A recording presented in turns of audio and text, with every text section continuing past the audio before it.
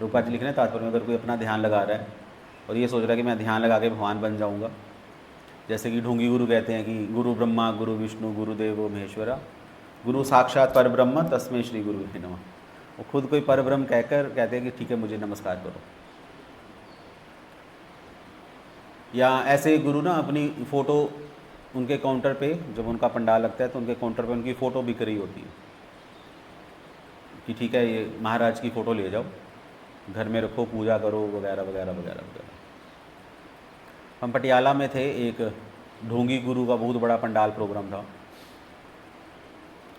उसका नाम स से शुरू होता है। तो हम गए अपने बहाने, चलो बुक डिस्ट्रीब्यूशन करके आते हैं। तो अनाउंसमेंट हो रही थी कि जो यहाँ पर भक्त आए हैं, अगर कोई दीक्षा के लिए इच्छुक है तो वो उस काउंटर पे चले जाइए, वहाँ अपना नाम लिखवा लीजिए। तो ठीक है, ये अनाउंसमेंट हो गई। फिर दूसरी अनाउंसमेंट हुई कि दीक्षा लेने के बाद आप लोग उस काउंटर पे चले जाइए, वहाँ पर गुरु महाराज के खड़ाऊँ वो आप ले जाइए, वो खड़ाऊँ ले जाइए और घर में अपने मंदिर में रखिए, वहाँ पर रोज़ उनकी पूजा कीजिए, गुरु जी का आशीर्वाद मिलेगा। हमें तो चलो पता ही था कि ये तो चलना ही है, ऐसा होता ही है कि गुरु जो ढोंगी गुरु होते हैं वो भगवान तो है नहीं है उनकी पिक्चर में, और लोगों को तो कुछ ना कुछ चाहिए पूजा करने के लिए। तो फिर ऐसे तथाकथित मूर्ख अपनी फ़ोटो, अपनी खड़ाऊँ, अपने वस्त्र, ये सब चीज़ें बेचते हैं और लोग बस मूर्खों की तरह उनकी पूजा करते हैं, क्योंकि वो लोग भगवान बन चुके हैं। जो रोमन किंग्स थे वो भी ऐसे ही सोचते थे कि हम भगवान हैं। फ़ैरोज़ उनको बोला जाता, तो फ़ैरोज़ जो थे वो भी अपने आप को भगवान मानते थे। वैसे भी आपके पास थोड़ी सी अगर शक्ति आ जाए तो भगवान मानना शुरू कर दो, तो अपने आप को थोड़ी सी शक्ति आए। पुजारी, अगर मैं अपने डिपार्टमेंट की बात करूं तो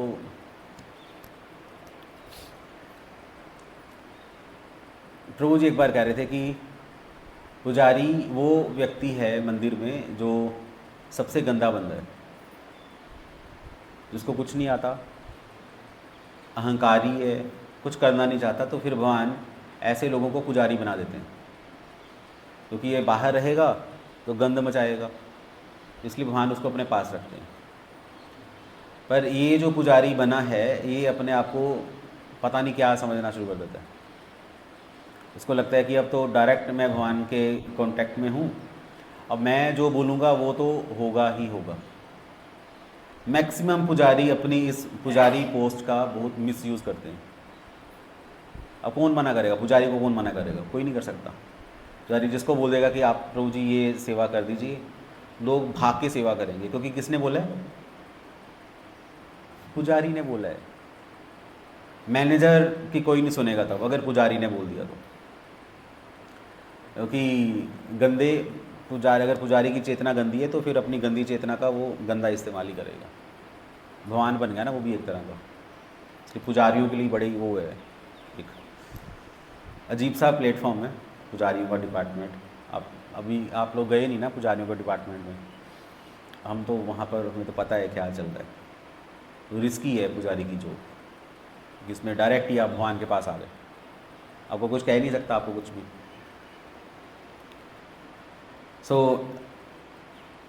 खैर लोगों की आदत है भगवान बनने की, आदत नहीं है, बीमारी है सबको। एक छोटा बच्चा भी मंदिर में आ रहा है, अगर नहीं भी आ रहा तो वो उसकी भी ये कोशिश रहती है कि सब उसकी तरफ देखें, सब उसकी बात सुनें। हम भगवान के सेवक हैं और सेवक की तरह हमें भगवान की सेवा करनी है। पर प्रॉब्लम ये है कि हम माया के चक्कर में या किसी मोह के चक्कर में या अज्ञान के चक्कर में सेवक स्वामी बन जाता है। ऐसे अभी इस संडे प्रभु जी जो क्लास कर रहे थे तो एक बहुत सुंदर इन्होंने उदाहरण दी थी कि पानी है, पानी अगर आप उसको फ्रीज़र में रखोगे तो बर्फ़ बन जाएगा। याद है किसी को ये एग्जांपल? ना, पानी बर्फ़ बन गया। अब वो पानी नहीं रहा, बर्फ़ बन चुका है। जो काम हम पानी से कर सकते हैं वो बर्फ़ से नहीं हो सकता। जैसे पानी से हम प्यास बुझाते हैं, बर्फ़ से प्यास ही नहीं बुझेगी। पानी से आप किसी का सर नहीं फोड़ सकते, बर्फ़ किसी को मारोगे तो उसका सर फूट जाएगा। तो पानी अपने उल्टे स्वभाव से काम कर रहा है पानी, पर फ्रीज़र के कांटेक्ट में आके अब वो अपना स्वभाव छोड़ चुका है। पर अगर आप चाहते हो कि बर्फ़ दोबारा से अपना स्वभाव में आ जाए, दोबारा से पानी बन जाए, तो आपको उसको फ्रीज़र से निकाल कर किसी ऐसी जगह पर रखना पड़ेगा जहाँ पर ठंड नहीं है, तो बर्फ़ दोबारा से पानी बन जाएगी और आप वही काम उसे दोबारा से ले सकते हो। ऐसे हम लोग को पहले कभी पानी थे, हमारा हृदय पिघल जाता था भगवान का नाम, गुण, रूप, लीलाएं इत्यादि सुनकर।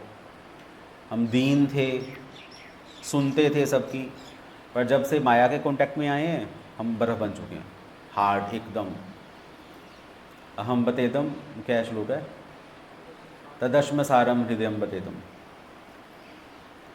कि इतने बड़ी अजीब सी बात है, इतने आश्चर्य की बात है कि हम जीवात्माएं भगवान का अंश होते हुए भी पत्थर बन चुके हैं। भगवान जो कि चैतन्य है और हम जड़ बन चुके हैं। जैसे कहते हैं ना कि क्या बोलते हैं कि इसके कानों पे जूं नहीं सरकती, है ना, है ना, उसको हज़ारों बातें बोलते रहो, उसको सुनाई नहीं दे रहा, बिल्कुल ढीठ, जिद्दी, रद्दी, लीचड़, ये सारे गुण हम लोगों में आ चुके हैं। किसी को कह नहीं सकते, कह दोगे तो शायद आपका ही सर फूट जाए। ये हालत हो चुकी है हम कलयुग के लोगों की। इसलिए लीडर भी बेचारे नहीं कह पाते सबको, डर जाते हैं वो भी। जैसा आजकल के जो पेरेंट्स हैं ना, वो डरे रहते हैं, अपने बच्चों को कुछ नहीं बोल पाते, स्पेशली जो कॉलेज एट हैं या टीनेजर्स हैं। जो बच्चे को बोल दिया या बच्ची को बोल दिया तो घर से भाग जाएगी, बच्चा चिल्ला के अपनी नस काट लेगा। बहुत टेंशन का माहौल बना हुआ है आजकल के लड़के लड़कियों में, माता पिता बोल ही नहीं सकते, क्या करें। बाई चांस लड़की अगर किसी लड़के से बातें कर रही है, मम्मी बोल ही नहीं सकती कि बेटा ये क्या हो रहा है। बेटी सीधे बोल, मम्मी क्या आप पिछले ज़माने की बातें कर रहे हो, मेरी क्लास में पढ़ता है, दोस्त है मेरा, आप क्या सोच रहे हो फालतू की चीज़ें।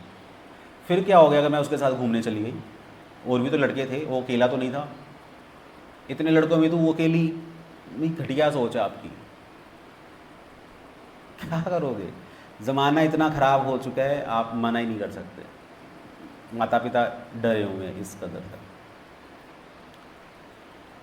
खैर ये चल रहा है। अगर भोगियों का ये हाल है, जो नॉन डिवोटीज़ हैं, भक्तों का भी यही हाल है। यहाँ पर भी हमें तो पता है, लीडर्स को पता रहता है कि किसको कितना बोलना है, बोल ही नहीं पाते, गुस्सा ही आ जाएगा।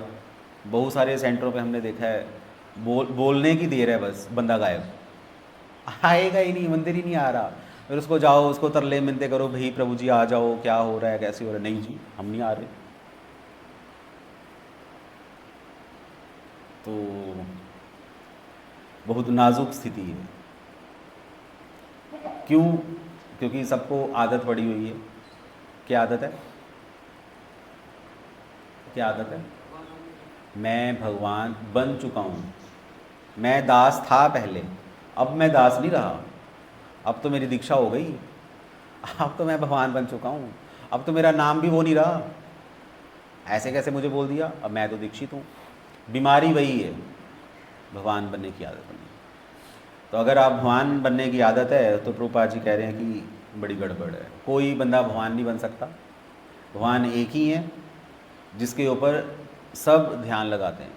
ब्रह्मा जी जिसका ध्यान लगाते हैं, शिव जी जिसका ध्यान लगाते हैं, भगवान विष्णु जिसका ध्यान लगा रहे हैं, वो कौन है? गोविंदम आदि पुरुषम तम हम भजामि। वो गोविंद हैं, वो कृष्ण हैं। तो ये हमें समझना पड़ेगा। नारद जी ने यही देखा, ब्रह्मा जी ध्यान लगा के बैठे हुए हैं, इसका मतलब कोई सुप्रीम है। ये नहीं है कि ये मेरे गुरु जी की लीला है। जैसे कि ढोंगी गुरु, अगर ढोंगी गुरु मान लो कि मीट खा रहा है, शराब पी रहा है, बीड़ी पी रहा है, स्त्रियों का संग कर रहा है और चिट चैट कर रहा है, इधर उधर की चीज़ें चल रहा है, और अगर उसकी जो फॉलोअर्स हैं वो बैठे हुए हैं आराम से हाथ जोड़कर और ये सोच रहे हैं कि ये तो हमारे गुरु जी की लीला है, तो इसका मतलब वो गुरु भी पागल है, उसके सारे शिष्य भी पागल हैं। लीला वगैरह कुछ नहीं होता। गुरु जी लीला नहीं करते, भगवान लीलाएं करते हैं। गुरु जी तो अपने कर्मों के चक्कर में फंसे हुए हैं। इसलिए जो गुरु अपने आप को भगवान समझ रहा है या शिष्य जो अपने गुरु को भगवान समझ रहे हैं, दोनों एक ही थैली के चट्टे बट्टे, दोनों नरक जाएंगे। और शास्त्रों में लिखा गया कि ऐसा गुरु जो ढोंगी गुरु है वो अगले जन्म में क्या बनता है, सांप बनता है। गुरु अगले जन्म में सांप बनता है। और ऐसे ही ढोंगी गुरु के शिष्य अगले जन्म में चींटियाँ बनते हैं। और जब सांप मर जाता है तो चींटियाँ आती है उसको खाने के लिए। तो ऐसे ही ये जो गुरु सांप बनता है और उसके शिष्य चींटियाँ बन जाते हैं और अपने गुरु को खाती हैं। तो अगर आपको सांप बनना है तो ढोंगी गुरु बन जाओ, चींटियाँ बनना है तो ऐसे गुरु के फॉलोअर बन जाओ। अगर कुछ भी नहीं बनना, भक्त बनना है, तो फिर आपको भक्तों की शरण में जाना चाहिए। तो सही गुरु या सही बंदे के पास जाना चाहिए, ये है। हरे कृष्णा। श्रील प्रभुपाद की जय।